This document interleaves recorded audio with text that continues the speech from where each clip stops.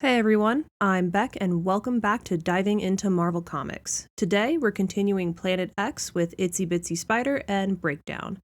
These two comic arcs are 3 issues each, so might be a little bit shorter than our last episode.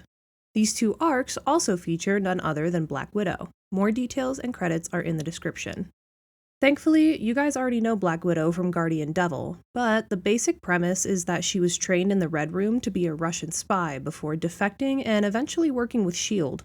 The other major player in this story is Yelena Belova, another graduate of the Red Room who is trained to become the next Black Widow. I think that's all you really need to know before we jump in, so without further ado, here's Itsy Bitsy Spider. Throughout the comic, they refer to Natasha as Natalia Romanova, but I'm just going to call her Natasha to prevent confusion. So we open in Rapistan. Some guys are fighting, and when there's only one remaining, he dies immediately and kind of turns into a mummy. Seems like some army general is buying a serum from a scientist. We don't know too much yet. We flash over to Natasha going through some boxes at her apartment. She pulls out what looks to be some Russian medals, a picture of her with the Avengers, a magazine cover that talks about her and Daredevil being on the outs, and then a picture of her with another man named Alexei. Just then, her phone rings. When she answers, she switches to Russian. They mention Rapistan and the serum, then drop the name Dr. Didier Inez.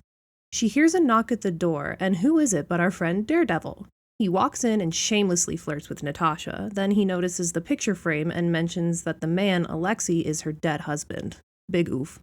She also mentions that she's been feeling her mortality lately and then slips a letter from a Dr. Sullivan into her purse. She tells him she'll be gone for a couple days and he asks if it's an Avengers problem, and she said it will be if she doesn't take care of it. They both leave the apartment because Natasha has a flight to catch when we see that in the apartment next to Natasha is a blonde woman clearly eavesdropping on everything. Natasha arrives at the airport and what do you know, so does the blonde woman. The blonde follows a flight attendant into the bathroom, knocks her out, and steals her uniform, all in order to follow Black Widow onto her plane bound for Rapistan. Once there, Natasha investigates what looks like a massive hangar. She's going through some found documents, but hears shouting outside. The blonde woman has been found by some soldiers. Rookie mistake.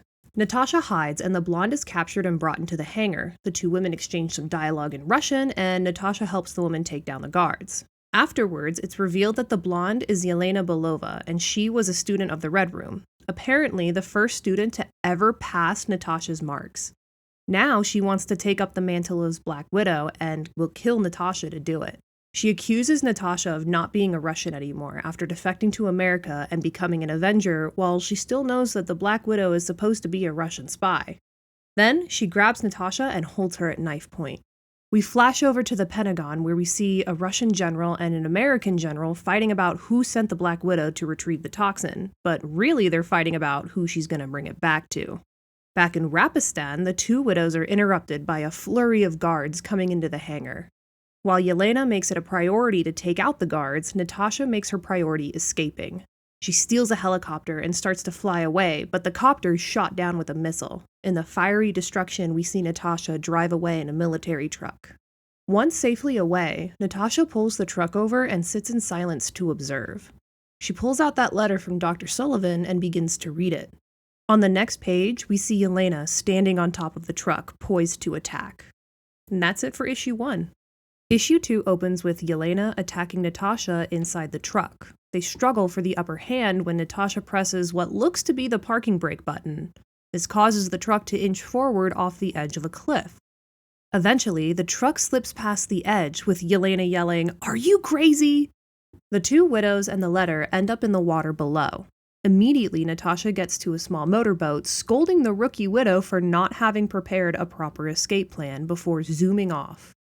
In the water, the letter floats, and Yelena picks it up to read it.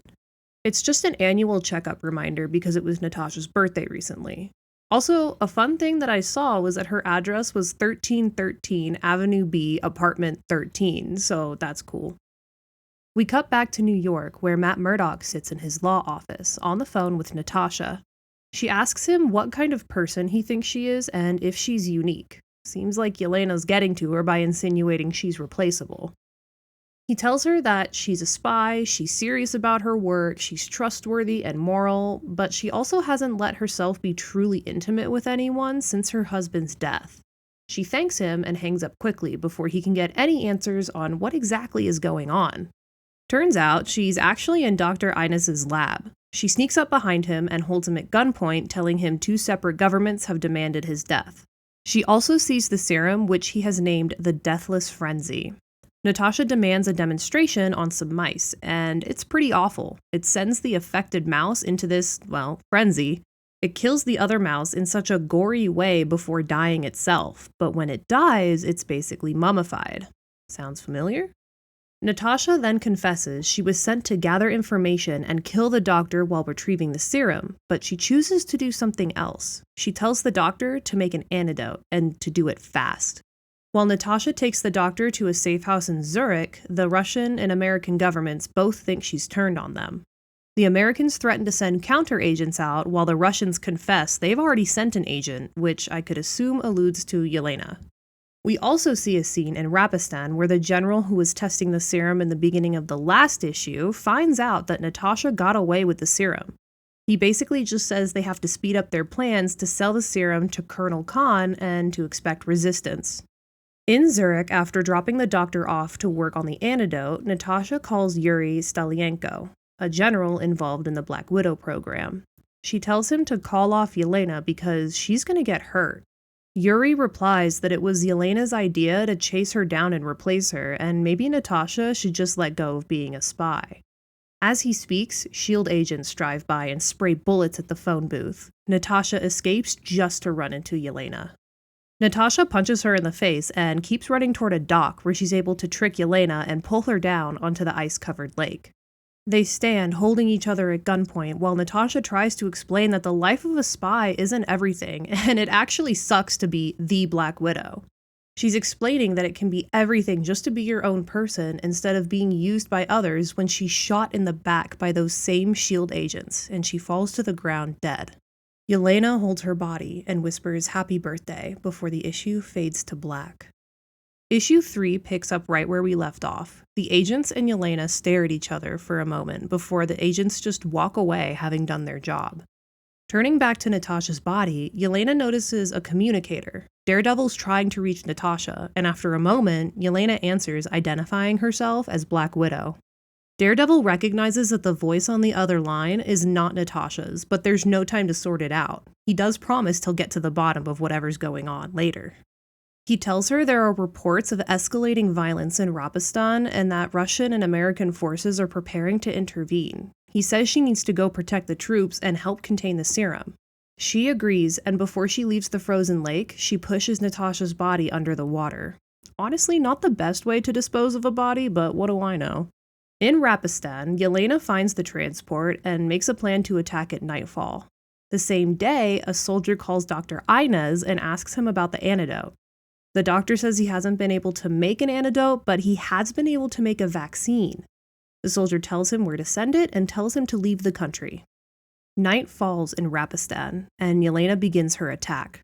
She rigs a truck to explode, and in the distraction, she tries to steal the truck containing the barrels of Deathless Frenzy, but she ends up surrounded. Colonel Khan has captured her. As villains tend to do, he starts monologuing about how he never intended to use the serum on the American or Russian soldiers, not when it would give them super strength for a few minutes. No, he plans to expose his own men to it. He claims they're expendable.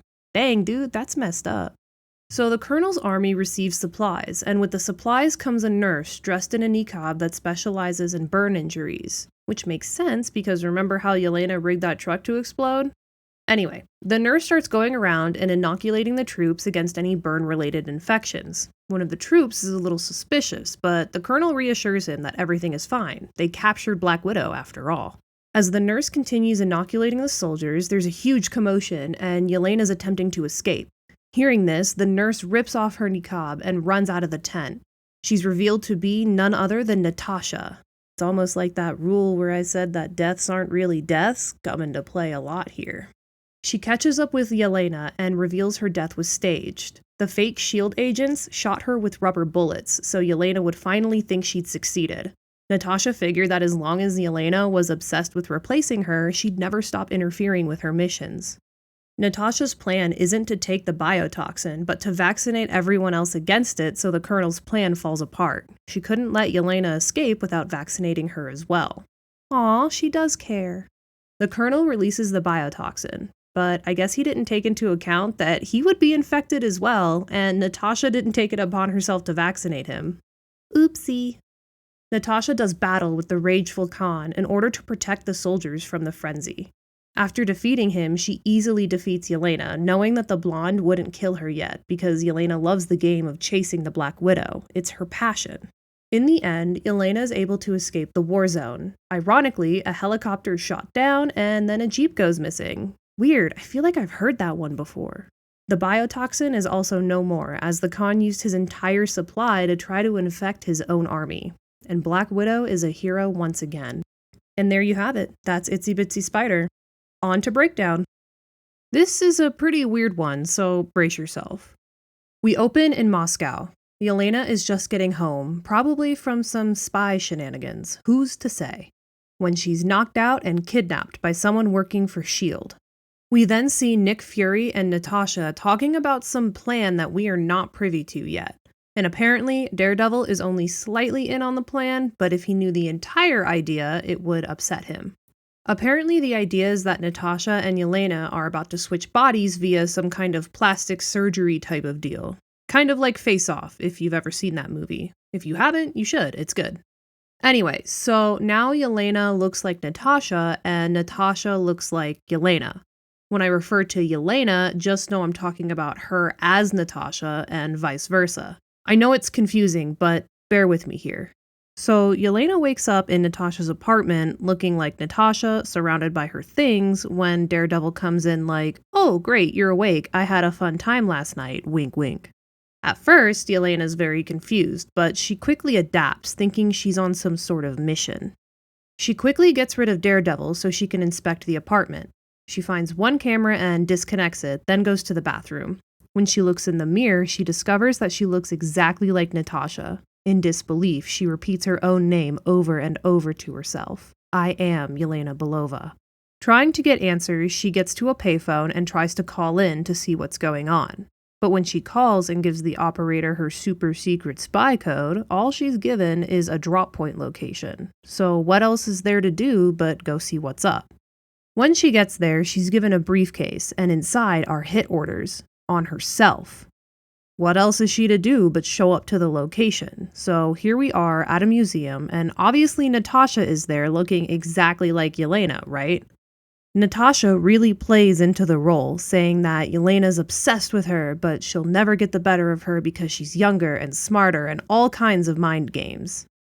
Yelena falls to the ground and Natasha stands over her with a gun, saying, "Who do you think you are?" In response, Yelena pulls her own gun and basically screams, "I'm the Black Widow, I'm Natasha Romanoff," and shoots Natasha. So now she's standing over a body and the police are surrounding her. And that's the end of issue 1. Thankfully, issue 2 kicks off right where issue 1 ended, so we get to see the immediate aftermath here.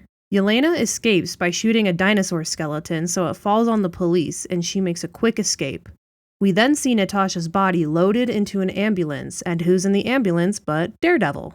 Natasha sits up, and Daredevil asks her why she's doing all of this to Yelena, and all Natasha says is that she wants her to become undone. Daredevil gets upset and says that he won't let Yelena die, and he's going to keep watch on her. We flash to Yelena running through Central Park, and it's determined she's making her way to a safe house, but she needs to change clothes first, so she basically threatens a homeless man for his coat. Not to worry though, Daredevil is tailing her, and he gives the homeless man money to buy a new coat. Meanwhile, Natasha is going to see Yuri Stelyenko and demands 50% of whatever deal he has with the Rapstani government. So from what I understand, Natasha is posing as Yelena and has convinced Yuri that she's taken care of S.H.I.E.L.D. by framing the Black Widow for her murder, so they're busy chasing down their own rogue agent. This seems to work, although I feel like Yuri is a bit skeptical. He ends up telling her the plan is that they found 5 nukes stashed in the Hudson Valley during the Cold War, and he's going to sell them for $1 million each. He offers her 20% rather than 50%. At first she fights it, but eventually concedes. As they continue speaking, Yuri keeps trying to catch her in a lie, but it seems like she dodges all the trick questions, so he gives her the locations of the bombs and tells her to go get her 20%. When she leaves, though, he tells his little henchman that she is not Yelena Belova and that she needs to go. The real Yelena finally makes it to a safe house, Daredevil tailing her all along the way. As soon as she opens the door, Nick Fury is waiting for her, and he chases her out, yelling that there's nowhere she'll ever be able to hide. Daredevil drops down and accuses Nick of sadism, but Fury argues that it's espionage. The last thing we see in this issue is Yelena in a dumpster, sleeping in the rain and cold. The final issue opens with Daredevil watching over Yelena while he has Natasha on the phone. He mentions Yelena's heart is racing and she's probably having nightmares, and Natasha says her heart rate is climbing since she's noticed a tail. She believes she was made by Yuri, and he sent this guy to kill her, and she would be right. She easily takes him down, but in the middle of the fight, he realizes that she's really Natasha. On his end, Daredevil approaches Yelena and spooks her a bit. She starts screaming that she's not Natasha and she never loved him. He simply says, "I know, it's okay." And Yelena, absolutely confused, just asks, "Who am I?" And he tells her that she's Yelena Belova. She collapses into his arms and he leads her away.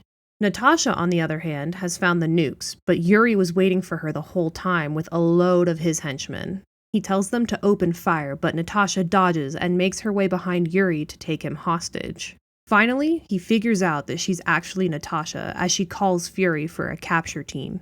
While they wait, Yuri starts talking all this crap about Yelena, how she's too young and naive to survive on her own and how she's easily tricked. He says he would just have her killed anyway, and all this crazy stuff. Daredevil has led Yelena to this exact spot, so she's overhearing everything. She busts out of the bushes, threatening to kill Yuri. Now everyone is fighting everyone, and Yuri tries to sneak away, but the two widows catch him at his car. Yelena grabs him and uses her Black Widow bites, the electroshock bracelets she has, to knock him out. Then she turns on Natasha and tries to fight her, but she's taken down easily because Natasha is in fact the GOAT. Yelena asks her why she's done this to her, and Natasha claims she was trying to save her, trying to show her that they're not like Daredevil or the others, and they're tools meant to be used, but they don't have to be. Yelena is understandably bitter and tells Natasha to give her face back. While under the knife, Daredevil still does not understand, but Fury explains that it was never about the bombs or Yuri. Natasha really wanted to save Yelena. Yelena sees herself as a superhero, but Natasha understands the reality of everything. So while our Black Widow gets a week off, Yelena will be sent back to the Red Room, but hopefully she understands now that spy work isn't a game. Maybe she's grown up. The last we see is Yelena arriving home and checking her messages on the landline. And there we have it, 2 Widow stories down. Overall, I thought Itsy Bitsy Spider was just okay. The strongest part of the story to me was the relationship between Natasha and Yelena. Natasha is portrayed as incredibly intelligent and resourceful, while Yelena makes for a compelling rival who spends the entire story trying to prove she's worthy of replacing her. The artwork is also really fun and helps sell the espionage atmosphere. Unfortunately, the actual bioweapon plot is more convoluted and predictable than interesting. I frequently found myself losing track of who some of the military characters were, and the final confrontation wasn't nearly as engaging as the conflict between Natasha and Yelena. I also wasn't a huge fan of some of the dialogue, and a few character moments felt a bit dated. Despite those issues, Yelena's introduction and the dynamic between the 2 Black Widows kept me invested, so I'd give this one a 3 out of 5. Breakdown, on the other hand, was a little more interesting. While the plot can be convoluted at times, I found the darker tone and psychological elements much more engaging. The story explores the concept of identity and the consequences of living as a spy in a way that kept me invested from beginning to end. I wasn't a fan of the artwork, and Natasha faking her death again felt a little old to me. Still, I found the character work stronger here than in the previous arc, and the psychological horror elements gave the story a unique atmosphere. Overall, I'd give Breakdown about a 3.5 out of 5. Thank you so much for listening to this episode of Diving into Marvel Comics. If you've enjoyed the show, please consider following and leaving a review on whatever platform you're listening on. Comments are always appreciated as well. They help the podcast grow and genuinely make my day. I also wanted to announce that the podcast is now on Twitter. You can find it at DIMC Podcast, where I share some of my favorite comic covers and panels, along with updates about the show. It's a great place to connect with me and other Marvel fans between episodes. Next time on Diving into Marvel Comics, we'll be returning to Daredevil for Parts of a Whole, covering issues number 9 through 15 of the same volume we visited in Guardian Devil. Until next time!